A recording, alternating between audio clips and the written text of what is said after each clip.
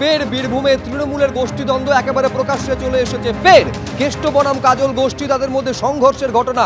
ঈদ উপলক্ষে একটি ফুটবল ম্যাচের আয়োজন করা হয়েছিল। এই ম্যাচকে কেন্দ্র করে দুই গোষ্ঠীর মধ্যে বিবাদ চরমে চলে এলো। এই হচ্ছে ছবি, যেখানে সংঘাত সংঘর্ষে পর্যবসিত হলো, মারামারি পর্যন্ত হলো। দেখুন।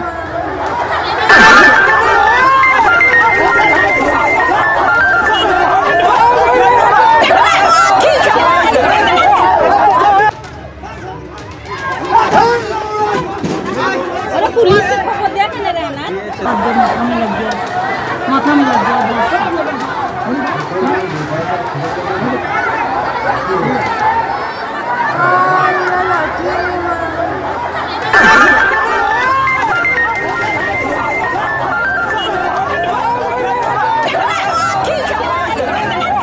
সেই ছবি আপনারা দেখতে পাচ্ছেন। আরো বিস্তারিত এই নিয়ে জানবো, কথা বলবো আমাদের প্রতিনিধি ভাস্কর মুখোপাধ্যায়ের সঙ্গে। ছবিতে স্পষ্ট শুধুমাত্র হাতাহাতি নয়, এ তো একে অপরের হাতে বাঁশ পর্যন্ত রয়েছে।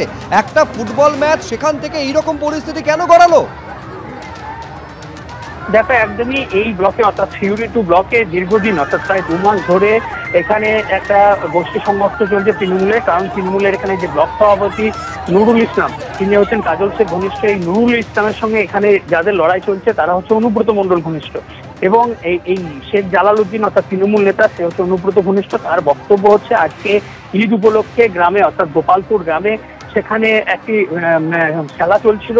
হঠাৎ করে এই নুরুল ইসলামের যে ঘনিষ্ঠ রয়েছেন এখানে পঞ্চায়েত সদস্য, কেন্দুয়া পঞ্চায়েতের যিনি পঞ্চায়েত সদস্য, সেই রওশনারা বিবি, তার লোকজন হামলা করে এবং প্রথমে ইট ছোড়া হয়, তারপর লাঠি বাঁশ নিয়ে এসে আক্রমণ করে এবং দুই পক্ষের মধ্যে সংঘর্ষ হয়।